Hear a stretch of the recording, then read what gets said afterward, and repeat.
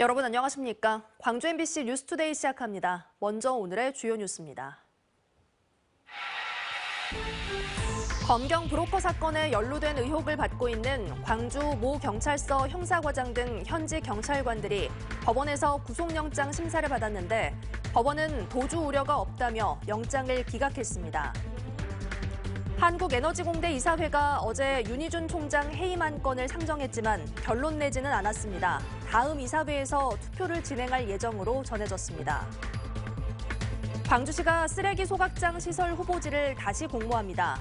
지난 4월 1차 공모 때 신청한 6군데 모두 주민 동의서 50% 이상을 얻지 못했기 때문입니다. 광주 지역 어르신들이 우리 밀로 손수 만든 국수를 1,000원에 파는 천원국시집을 소개합니다.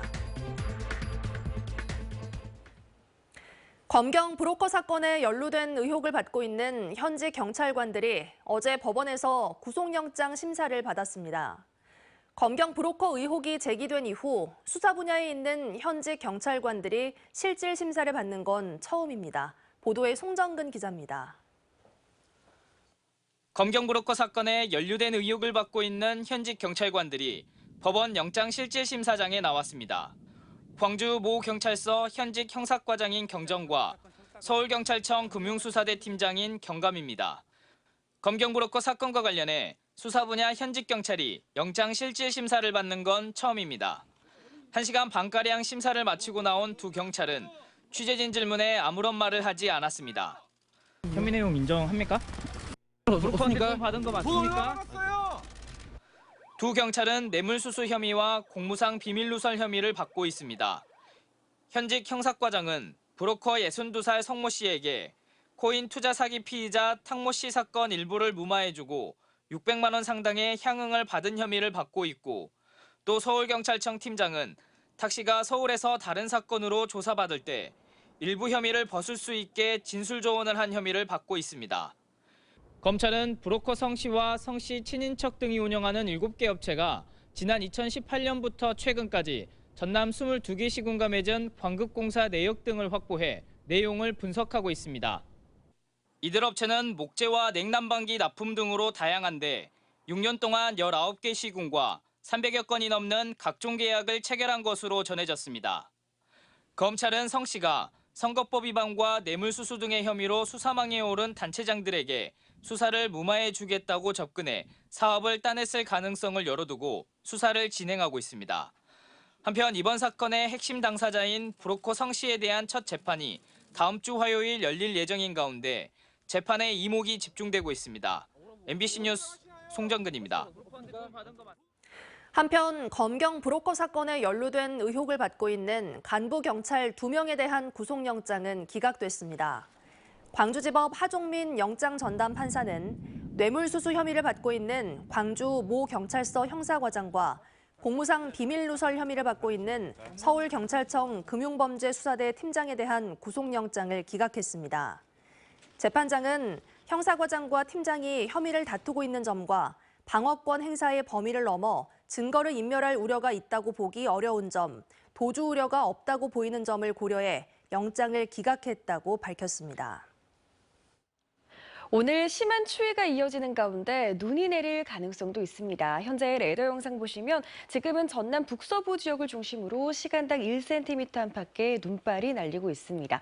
오늘 오전 6시를 기해 장성과 영광에는 대설주의보도 내려졌고요. 이렇게 특보가 내려진 지역을 중심으로 많은 눈이 내리겠습니다. 광주와 전남 서부를 중심으로 최고 7cm가량의 눈이 내려 쌓일 가능성이 있겠고요. 전남 북동부 지역을 중심으로도 1에서 3cm가량 의 눈이 예상됩니다. 비가 내린다면 5mm 안팎의 약한 비가 지나겠습니다. 기온은 큰 폭으로 낮아졌습니다. 광주의 오늘 최고적 기온 영하 0.9도로 출발했고요. 한낮 기온도 5도에 머물면서 어제만큼이나 추운 날씨 예상됩니다. 여기에 바람까지 강하게 불면서 체감 온도는 더 낮겠습니다. 시속 55km에 달하는 강풍이 예상되고요. 산지를 중심으로는 시속 70km가 넘는 매우 거센 바람이 불겠습니다. 날씨 정보였습니다. 어르신들이 우리 밀로 손수 만든 국수를 1,000원에 파는 천원국시집이 인기입니다. 어르신들은 일자리를 얻고 시민들은 저렴한 값에 식사를 할 수 있어 착한 식당으로 불리고 있는데요. 천홍희 기자가 다녀왔습니다. 점심 준비가 한창인 천원국시 양동점. 먹음직스러운 김치를 먹기 좋게 썰고 국수를 삶으며 손님을 맞이할 준비를 합니다. 하나 둘 가게를 찾은 손님들은 김치를 말아 먹기도 하고 그릇째 들고 국물을 마시기도 합니다. 아까 막 좋네. 천원국시 양동점은 노인들에게 일자리를 제공하고 양동시장을 활성화하기 위해 지난 3월 광주에 처음으로 문을 열었습니다. 50세 이상이거나 양동시장을 이용한 손님에게는 1,000원, 일반인에게는 3,000원을 받습니다. 오전 11시부터 3시간만 국수를 한정 판매하는데 광주에서 생산된 우리밀을 국수 재료로 사용합니다. 하루 100그릇 한정으로 판매하는 국수는 2시간여 만에 모두 마감될 정도로 인기입니다.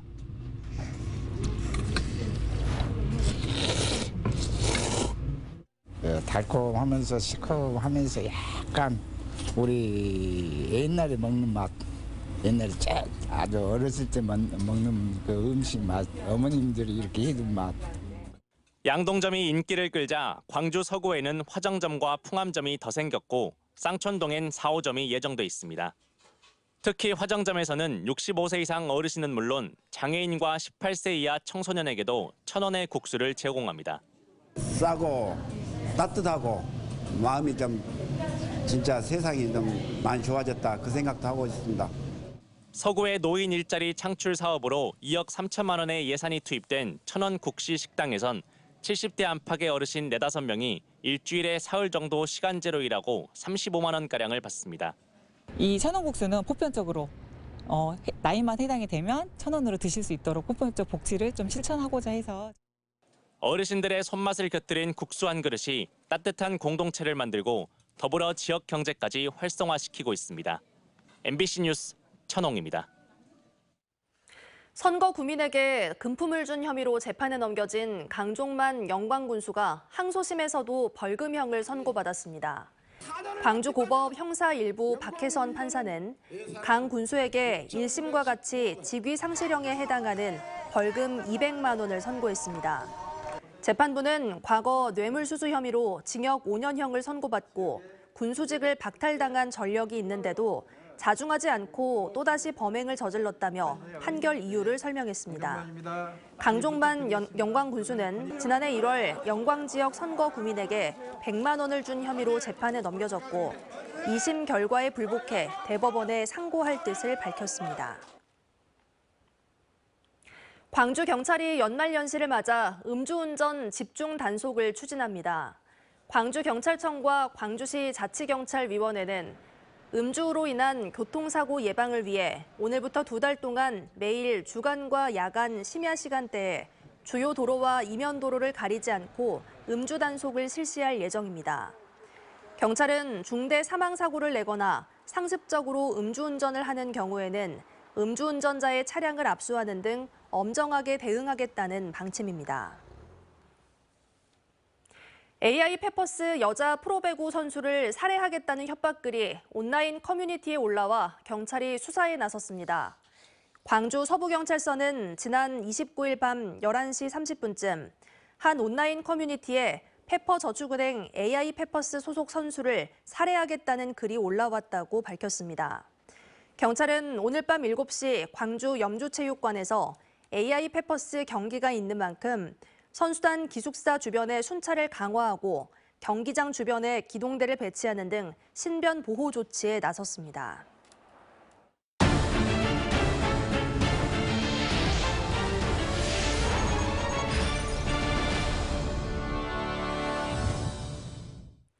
순천시의 신청사 건립공사가 행정 절차를 모두 마무리 짓고 연내 본격 시작될 것으로 보입니다.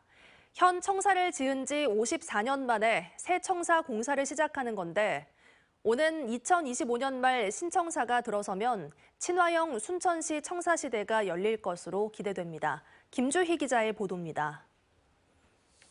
지난 1969년 준공된 순천시청사. 구조안전 시에서 D등급으로 안전에 크게 취약할 뿐 아니라 부서가 8개 외청으로 분산돼 행정 효율성이 떨어지고 노후화로 재정 부담도 큰 건축물입니다. 순천시는 지난 2017년 기존 청사를 대체할 신청사를 건립하기로 하고 현 시청사 인근의 2만 6천여 제곱미터 면적의 최종 입지까지 확정했습니다.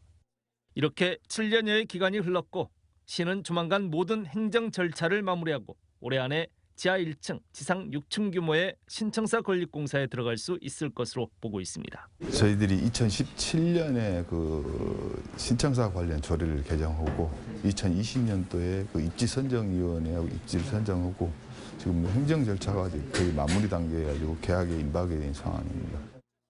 순천시 신청사는 옥상 정원을 포함한 곳곳에 공원들이 조성되면서 생태 도시의 이미지와 맞는 자연 친화적 디자인으로 건축될 것으로 보입니다. 예산은 2,165억 원이 투입됩니다. 1,940억이 지금 예산 확보돼 있고 2024년 이후로는 일반회계에서 전입금 150억을 계획하고 있고 거기에 이자 수입이 한 75억으로 예산했고 토탈 2,165억으로 계산하고 있습니다. 순천시는 오는 2025년 말이면 신청사 시대를 열 수 있을 전망입니다. 시는 신청사 건립을 마치는 대로 현재 청사 부지를 원도심의 시민생활 휴식 공간으로 새롭게 조성할 계획입니다. 순천시의 오랜 수건 사업인 신청사 건립 사업, 편의성, 안전성, 경제성을 두루 갖춘 환경 친화형 순천시 신청사에 대한 지역의 기대감도 커지고 있습니다. MBC 뉴스 김주입니다. 올여름 고수온 피해를 겪었던 육상 양식 어가들이 겨울철을 앞두고 저수온 공포에 휩싸였습니다. 겨울 난방비의 대부분을 차지하는 전기요금이 올해 50% 이상 올랐기 때문입니다. 보도에 신광하 기자입니다. 올여름 고수온으로 광어 48만 마리가 폐사했던 전남 완도군. 전국 육상 광어 양식의 40%를 차지하는 완도 지역 양식 어가들은 겨울을 앞두고 저수온 공포에 휩싸여 있습니다. 광어 양식의 적정 수온은 섭씨 18도에서 24도. 수온 조절과 수질 정화를 위해 24시간 가동하는 양수 펌프가 필수적인데 여기에 사용되는 전기 비중이 전력량의 70%에 달합니다. 그러나 한전이 적자 누적을 이유로 전기요금을 인상하면서 양식장의 전기요금이 최근 1년 새 53%나 올랐습니다. 한 개 어가당 연간 4천만 원에 달합니다. 저수온 예방을 위해 전기 사용량이 최대치가 되는 다음 달부터는 광어 양식장 운영에 최대 위기인 셈입니다. 저희 보일러라고 보시면 되는데 그걸 가온해서 하고 있는데 이게 단점이 전기세가 많이 들어간다는 점, 그게 이제 제일 많이 단점이고요. 최근 완도를 방문한 조승환 해양수산부 장관은 광어 양식장을 찾아 저수온 대책을 점검했습니다. 해마다 반복되는 저수온 피해에 대비를 요청하는 한편 전기요금 인상 대책으로 에너지 효율화 장비 지원을 약속했습니다. 그 히트펌프라든지 인버터 등 그 에너지 사용 절감 설비 보급 사업을 적극적으로 진행해서 양식장의 경영 부담을 덜어드리도록 하겠습니다. 어민들은 그러나 현실적인 문제 해결을 위해 농업 전기료와 면세유 인상분 지원 등의 대책을 요구하고 있습니다. 전남의 경우 종묘와 농작물 재배, 수산 양식 등 특정 분기에 전기요금 인상분을 지원하는 것을 특례 할인 등으로 정례화하는 것이 필요하다는 겁니다. 전남의 육상 양식장은 200여 곳, 겨울의 시작과 함께 바다 수온이 크게 하강하면서 어민들의 시름도 깊어지고 있습니다. MBC 뉴스 신광하입니다. 한국에너지공대 이사회가 어제 윤희준 총장 해임 안건을 상정했습니다. 이사회는 이 자리에서 해임 표결을 위한 절차 등을 논의했고 다음 이사회에서 투표를 진행할 예정으로 전해졌습니다. 산업통상자원부는 에너지공대 감사 결과 학교 운영 전반에서 비위가 발견됐다며 지난 7월 이사회에 총장 해임을 건의했습니다. 고물가와 소비심리 위축 등의 영향으로 생산과 소비 등 각종 지표의 감소세가 이어지고 있는 것으로 나타났습니다. 호남 통계청에 따르면 지난달 광공업 생산은 전달에 비해 4.9%, 지난해 같은 기간에 비해 5.2% 줄었습니다. 대형 소매점의 판매도 지난해 같은 기간에 비해 4.3%, 백화점 판매도 같은 기간 11.1% 감소했습니다. 건설 수주액 역시 지난해 같은 기간에 비해 광주가 63%, 전남은 48% 줄어든 것으로 조사됐습니다. 김대현 위민연구원장은 어제 내년 총선 광주 서구갑 출마를 공식 선언했습니다. 시사평론가로 활동하는 김 원장은 도탄에 빠진 한국 정치의 희망이 되고 정치적으로 소외되고 경제적으로 낙후된 광주의 자존심을 세우겠다며 출마 포부를 밝혔습니다.